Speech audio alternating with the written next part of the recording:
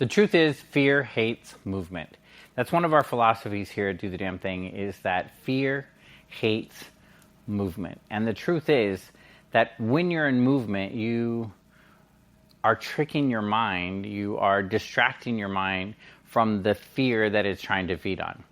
You know, I've heard people say that fear is not the enemy. And I completely believe that it's the fear that actually is the motivator. If you're too comfortable, if you feel at ease and you don't have a sense of nervousness or a sense of what I call excitement, because if you actually truly look at the feeling of nerves, or the feeling of nerves and excitement are actually the same feeling.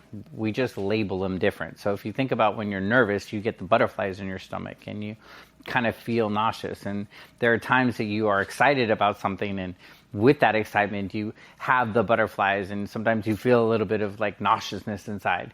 They're the same feelings, but we choose to label them different things to help us categorize whether we're going to hold back or whether we're actually going to be move forward in joy and excitement.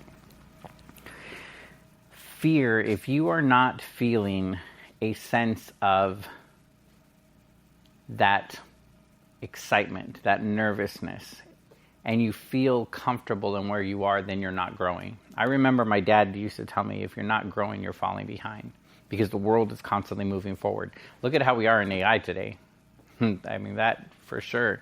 If you're not embracing technology, if you're not learning the direction of where like AI is going, then you're falling behind.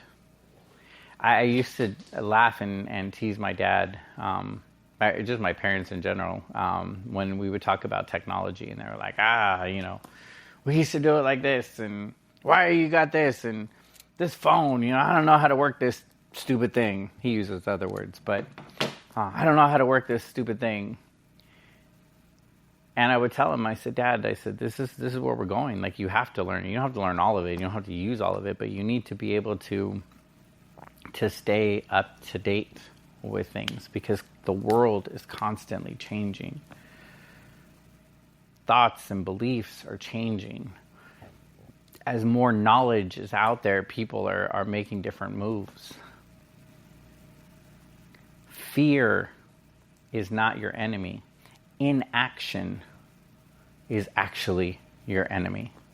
When you don't make any movement in your life, if you don't move towards your dreams, if you don't do the damn thing in the relationship, if you don't do the damn thing in your health, if you don't do the damn thing in your finances, if you don't do the damn thing in going through and getting stronger in your spirituality, whatever that may be, it's actually staying stuck and being in the same place. If you look at your life right now and you're in the same place that you were a year ago, then you have not grown in the last year. If you are part of a coaching program, or you are working with a community and you are in the same place, if you've invested thousands of dollars, hundreds of dollars, $28, and your life is in the same place and you have not grown, and that program, that coach, that thing is trash, or you have not given that program, that coach, that thing the opportunity to grow, because you have been stuck in fear. When we're stuck in fear, it's because we're holding on to the past. We're holding on to an experience. Whether it caused us pain, it caused us financial loss, it may have caused us to lose some people in our life. But we get stuck in fear, and sometimes that fear is grounded way in our story in the past, from something that happened as a child. And so we don't take the risk. We don't go through, and we don't give ourselves the opportunity to grow, to try version 1. To mess up, because we're holding on to the past, which means if we're holding on to the past, then you can't be present to the future of where you are right now. If you're holding on to who you used to be, then that means that you're not paying attention to where you are right now. And damn it, I know that you have done a lot of work in your life. I know that you have put a lot of effort. I know that you have made decisions that have pissed people off. And the truth is, you should be making more of those. You should be taking bigger risks. Fear hates movement is not only a statement, but it's a way of us being. There are times when I sit back and I'm writing content, or I have to write an email, or I'm writing a script for something that we're doing, and I sit back and I'm like, oh. The internet just went out. Damn it. The internet went out. The internet just went out. It says no internet connection. Shit. Yeah. That's what happens.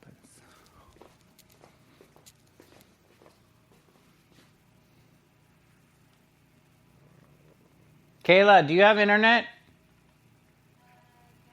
Should I hear?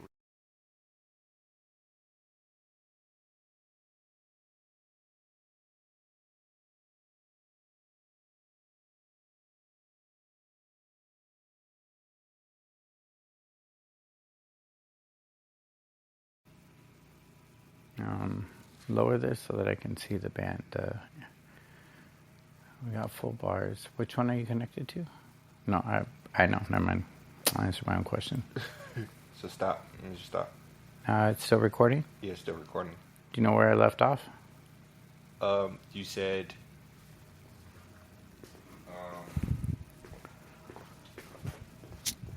Fear hates movement. I got it. I'll just pick up from here. You're going to have to edit.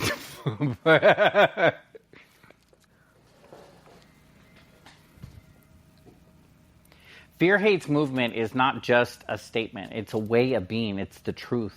It's the opportunity for you to... Nope. Fear hates movement is not just a statement. It's a way of being. It's a way of showing up. When you make movement, if you think about it, like there are times that I sit back sometimes and I'm maybe writing a script, or I'm writing some emails, or I am looking at our production, and my mind gets stuck in all of the details, all of the logistics, all of the self-talk that's coming, the good, the bad, and the negative self-talk, and all of the chit-chat. Like I have this committee in my head, and all of them want to give their ideas and their point of view all at the same time. And there are times that I feel stuck and I sit back and I have to shift where I am at the moment. I have to physically get up and move around, go for a walk. Here I do the damn thing in our office and at the story agency. We're constantly going for walks and doing what we do, walk and talks. So that we can be in movement, so that our minds are free and we're not stuck in this hamster wheel. The hamster wheel that a lot of times is in the past. I remember hearing this analogy. It was actually at a church service of all place, where this pastor was teaching about. He said, if you ever look at your car, your windshield is wide, your windshield is big, so that you can see the direction that you're going. But your rear view mirror is very small, so that you have a glimpse of what happened and where your past was, because back there is where your lessons are. Back there is where your learnings are. Your stories, that's where your stories are. The things that helped mold you and created you. And they're important. Your story is the number one thing that you have that nobody else has. Nobody in your market, nobody in your life has your story. They don't have the experiences. They don't have the learnings. They don't have the moments that you made decisions of doing the damn thing when it made no sense. What combines us as a humanity, as a society, is that although the experiences look different, our emotions of that are the same. And that's why when we share our story, we share our truth, we still, even though somebody has never had our experience, they can still relate to that, because you talk to the emotion, you share the emotion of the moment. The truth of my story is that for 6.5 years, had created this habit of using alcohol and using drugs. I was on crystal meth for 6.5 years. I lost my spirit. I lost my soul. I was in such this place of not loving myself, of not owning my truth, that I would numb myself through drinking, through drugs. I lived in LA and was in Hollywood, and so there was this nightlife and this perception of happiness that Hollywood brings to you. But the truth is, I didn't love myself and I didn't own my truth. And because I didn't own my truth and I didn't like how I was showing up, I would drink, I would get high, I'd have sex looking for love in all the wrong places. Because I wasn't happy with me, I wasn't owning my truth.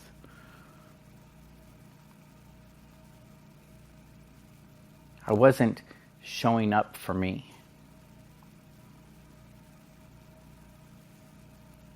It was actually going through and making movement that began to change things.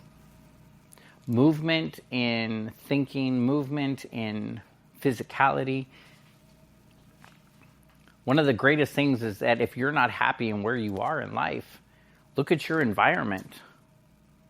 Who are the people that you're around? What are the things that you're consuming? The books, the music, the television shows. I rarely watch any TV shows anymore because it's such trash. I hate that we're feeding this moment of anger. I don't watch the news very often because I don't want to see the ugliness that's in there. And the more that people consume it, the more that they begin to live in that emotion of whatever they're watching.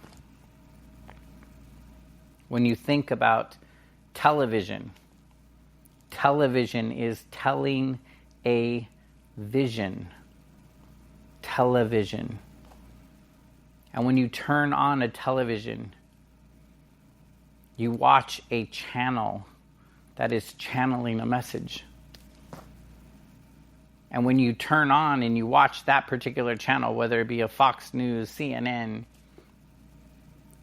TBT or TNT, whatever that channel is, you begin to watch their programming. And they begin to program your mind. They begin to program your beliefs. They begin to program you to believe what you're watching on the television.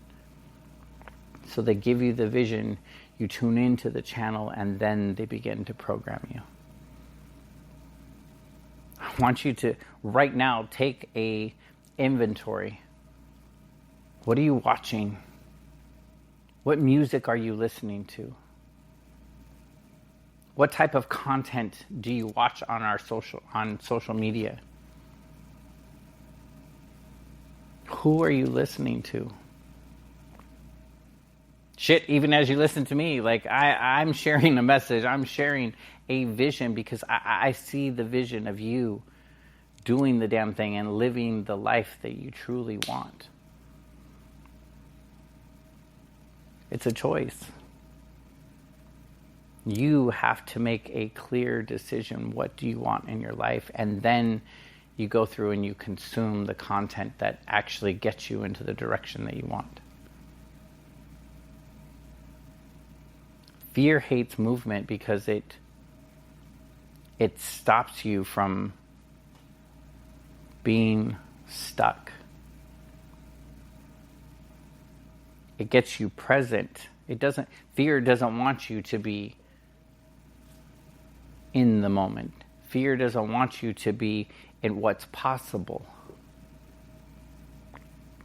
Fear is actually a really great thing. Fear proves and is evidence that something is different or something is going to change. In your life right now, I want you to take the inventory of where are you? What are you consuming? Who are the people that you're around? Are you around people that are dreamers? Are you around people that are doing the damn thing in their life? Or are you sitting back with the people that are stuck? The people that haven't made any moves in their life? They're in the same job, complaining. Now, if you're in a job that you love and that's feeding your soul and your spirit, then yes. In other areas, I'm sure that they've made movement. But if you're around people that are in the same job and you go to dinner with them and all they do is complain about how much they hate it and the people that they work with, and they just can't wait till Friday comes around, or that they get their paycheck and they can go out and they can go drink and they can numb themselves and forget about what they're doing, that's not the people that you want to be around if you're trying to grow and make movement in your life. What city do you live? What town do you live in? Are they people that are holding you back, that don't understand that there's a whole world out there? I remember when I grew up in LA, and in junior high and high school, I attended this small town up in Kern County. And I remember when I first moved up there, it was like there were people who had never even heard of like Los Angeles, and maybe they've heard of it from like movies and things like that, but they had no idea of what's possible out there. Like they had never experienced Los Angeles. And to me, it was great. It's like everything. The movies were out there, the beach was out there, there's tall buildings, there's life and energy. And to them, they only knew this small town of growing up in the beautiful mountains of Tehachapi and watching this gorgeous sunset and being on these apple orchards. And, you know, they were used to the small town life. They had never experienced what it was like to be in a city, to see a different way of living. And it shocked me. Now, mind you, I had never seen so many cows on one property. I had never seen so many other things like that. So this small town was a new experience for me as well. But when you look at your environment, does your environment and the place that you live and the places that you go, does it feed your soul? Does it keep you moving forward? Does it help you get to the things that you say you want to get to? Making movement in your life is going to piss people off because you're going to have people that just don't understand. They don't get it. Either they don't get it or they don't want to get it. Like they've been exposed to a new idea, but they choose not to. They choose to stay stuck. They choose to stay here. Too often we're comfortable in our discomfort, that will choose to stay there versus stepping into something that's unknown and this unknown happiness or this unknown growth. I know what it's like to be pissed off. I know what it's like to be angry. I know what it's like to be hurt. I know what it's like to be cheated on. I know what it's like to be taken advantage of. And yes, it sucks. And yes, it hurts. But shit, I know it. So I'm going to stay here. Versus actually looking at what's possible on the other end. If I do this,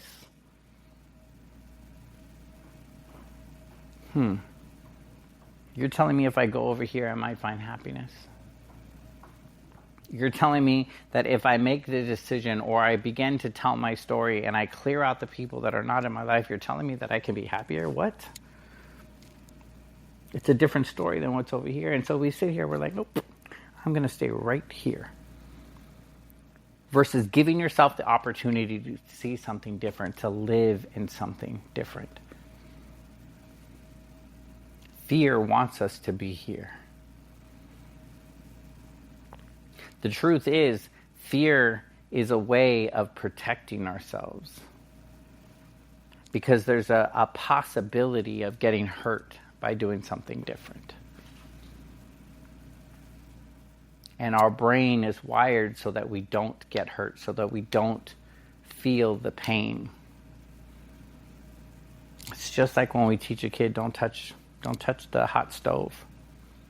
It really only takes 1 or 2 times of touching the hot stove and you realize, that's hot, and you don't do it again.